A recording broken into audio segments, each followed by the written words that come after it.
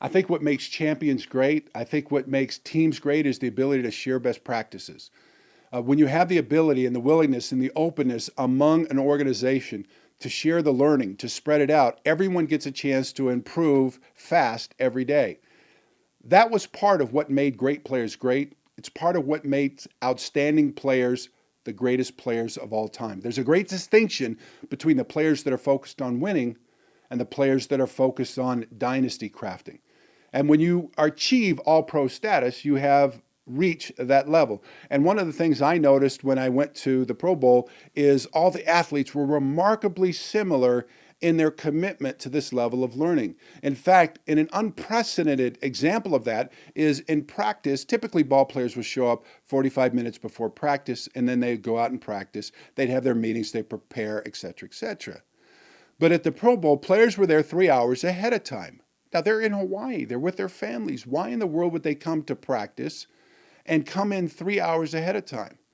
Well, because they get together and they huddle up and they're learning, they're studying, they're enjoying each other's company, but they're getting answers to solutions. They're ball players talking to ball players. How did you do this in this game? How did you make that catch? How did you turn and run when you had that pulled groin? What did you do in physical therapy that allowed you to be able to go and break your ankle and perform 3 weeks later? Everyone was looking for the secrets. And I remember going over to the locker and talking to Jack Lambert. And Jack was amazing when he'd come over to the Pro Bowl. He'd come off the plane in a true Jack Lambert style. He'd have his toothbrush in his pocket. He'd have his pack of Camels rolled up in his T-shirt. He'd have his ticket, his flip-flops, and that's it. He'd come to Hawaii, and he'd go in his room, and Jack just really loved being alone. That's the way he prepared. That's the way he sort of meditated. But I asked him this question in the locker room, and I says, you've been successful for a long, long time. What would be the one key, one secret of success that you would share with me that I could take to bring my game up to the next level?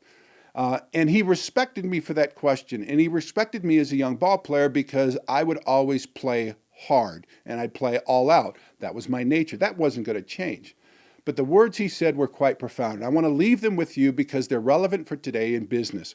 For those that must compete and must win. Those that must find a way, invent a way to win.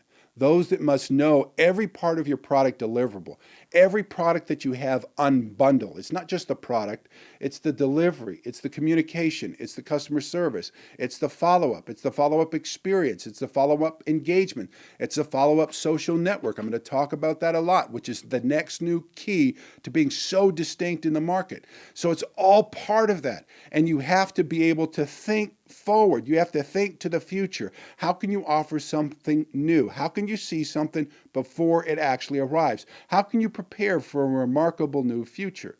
And these words I'll leave with you that were left with me years ago. And Jack Lambert said this. He says, the greatest secret that was taught to me, and I asked the same question when I was the first time in the Pro Bowl.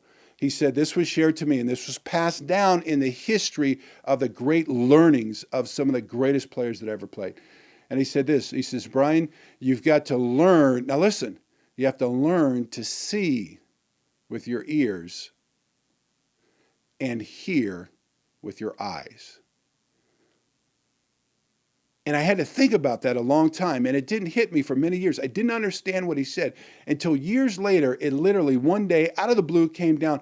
You have to what he was saying was this, you have to know what you've got to do next. You've got to know it that when you see something instantly before it occurs, you know what you're going to hear. So you're going to be able to react, anticipate, reduce cycle times, reduce reaction times, reduce response times, which is critical to be in a real-time business where things happen in seconds. Okay, that's what's so powerful about social networking. I'm going to talk to you more about that.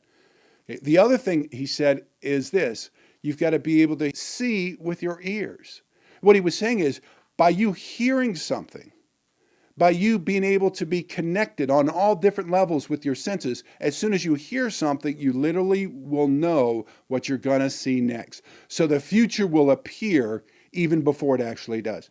And he said that was critical to improving my game. Now, let me take that sort of ethereal type explanation of a competitive advantage and break it down in this way. And you could see what a great advantage it will give you. In the National Football League, the minute you hear hike, it takes your body 0.7 of a second to actually move. Now, when you're able to see with your ears and hear with your eyes and have a level of knowing about what are the probabilities of what's going to happen next, we're talking about an algorithm, we're talking about that quantum physics to be able to have a sense of knowing what you're going to see next. What that does is compress that reaction time from 0.7 seconds to 0.35. What did I just say? You will increase your reaction time by 50%. You think that will give you a competitive advantage in the market? If we can increase your reaction time and your productivity and your execution by 50% off all your vertical platforms, it'll make an enormous difference. But the key is you have to so study and so know what you're doing that you have all these series of organizational, intimate knowledge, intellectual properties that you use every day to accelerate, to improve, to grow, to learn, and then to execute.